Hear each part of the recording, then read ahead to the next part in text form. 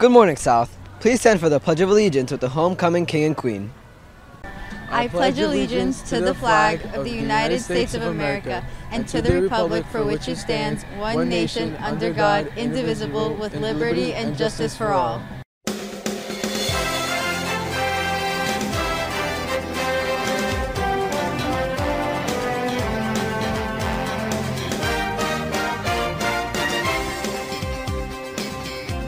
We'll hear more from them later in the show. Good morning once again, and welcome to the Falcon Report. For this Friday, the 29th of October, 2021, a day one, I'm Luke Lopez. And I'm John Lennis.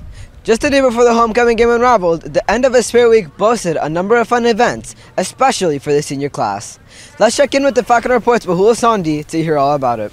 That's right. Last Friday was filled with events as the senior high pep rally and senior day brought an invigorating end to the day. It all began third period, where the senior class was escorted to the soccer field to take the classic senior picture.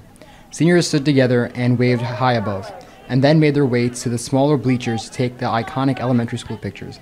Not long after, a special gathering allowed the class of 2022 to relax outdoors and were treated to lunch for their senior barbecue.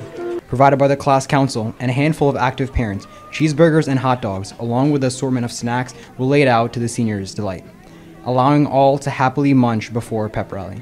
As 8th period began, juniors and seniors flooded out of their classes to the bleachers at the football field. Like the pep rallies leading to this final one, students were greeted by the various athletic teams the school has to offer.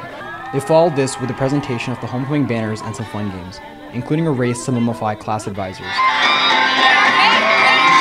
A unique feature of this pep rally saw seniors flooding the field to dance. At the end, the homecoming court gathered up as Valerie Lennis and Muhammad Shamsi were crowned as the Queen and King. Yet another wave of last Friday's activities as after school saw fun events at the Homecoming Carnival. Let's hear more from Xavier Hardy. I'm here at the carnival where spirited games and activities have just began. Shortly after the senior high pep rally, South's clubs set up their booths in anticipation for the large crowd.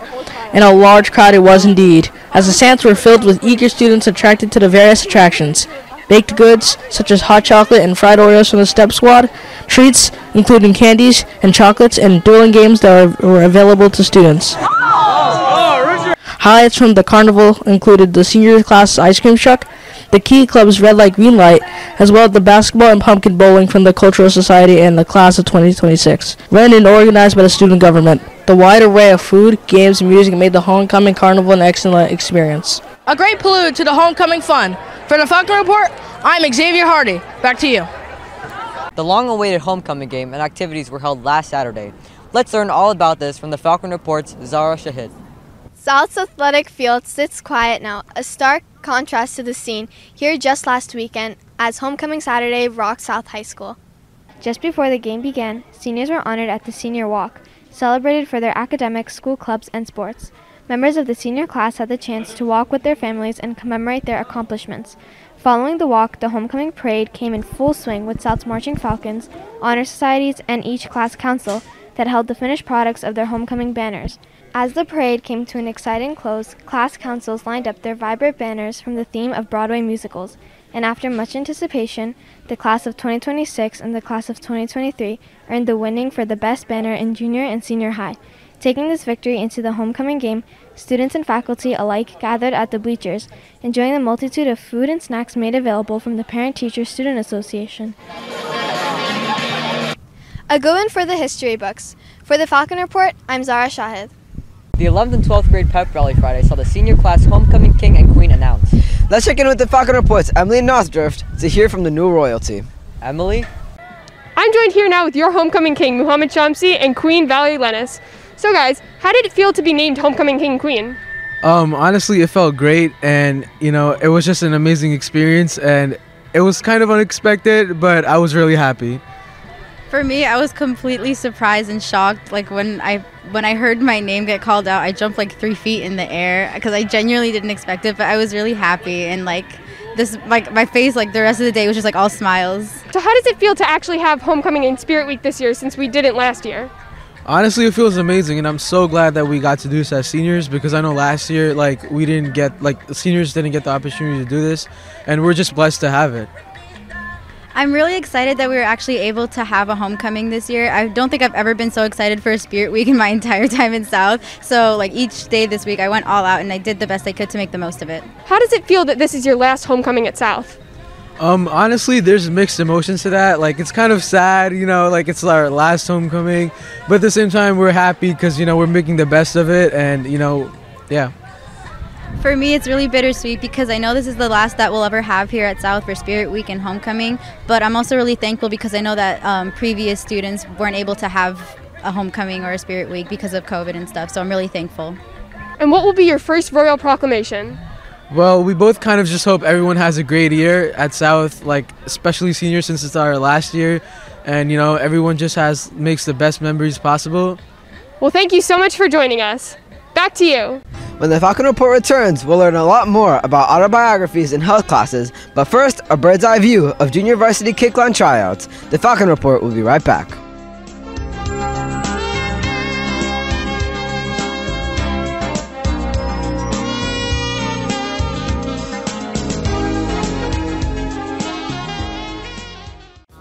I want you to close this deal now, right now, and file 27 reports after this. You hear me? What you have to say about this? It's almost done.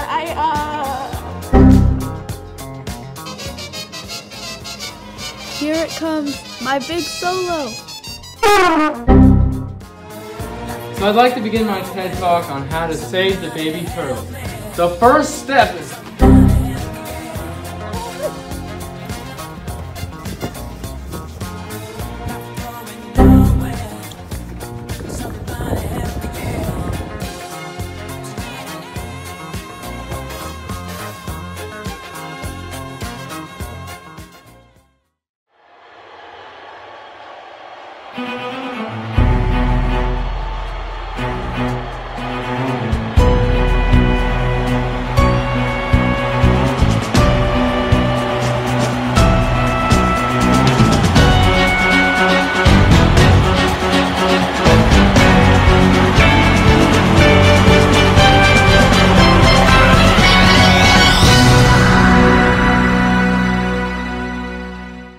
Throughout this week, 7th graders in Mr. Joseph Gustafesti's health class presented to their classmates their autobiographies. In each project, students were tasked with describing themselves, their favorite hobbies, what events in life meant to them, and other knowledge that they wanted to share with the class. And I just want to make a collection. Collection, wow, very nice. Acting like a game of icebreakers, classmates got to know each other better, thus creating a personal environment for the class. From the nor'easter to glimpses of the sun, it'd be an understatement to call the weather this week inconsistent. Let's turn now to the Falcon Report's Kenny Hui to see if some steadiness will come to the weekend forecast. Kenny? Right about that. Don't be surprised if sunshine pops out of nowhere in the latter part of the weekend. For now, we'll face some afternoon rain with temperatures below 60. These showers will continue into tomorrow with showers all day long. Temperatures will get better, but our raincoats aren't going anywhere. Finally, on Sunday, we'll have a sigh of relief with only a shower or two during the day, but sunshine here and there in the 60s. Stay dry, South. Back to you. Leading up from Spirit Week, the annual homecoming game itself found the Falcons hosting the Mustangs of Mineola. Let's check in with Alina Trzynski about the game and more. Thanks, guys. It was an eventful day at homecoming, and the football team backed it up with an electric start. The Falcons were at their best in the first half of Saturday's homecoming game. The team broke out to an early lead, scoring 2 touchdowns in the beginning of the first half of the game. Cleandre Stewart quarterbacked and ran the Falcons to a quick touchdown on their first drive, showing the Mustangs and the crowd that he is a force to be reckoned with. Cleandre Stewart on the run! Cleandre Stewart! He and the Falcons scored another touchdown and their second drive as well. In the second quarter, the Falcons and the Mustangs traded touchdowns as Stewart reached for the pylon for yet another score. In the second half, Mineola's passing game came alive as the Mustangs overtook the Falcons. It was a breakout game for the South's offense and an entertaining game for sure. And that's sports. That's all for this edition of the Falcon Report. For Luke Lopez, I'm John Lennis. Have a great weekend, South.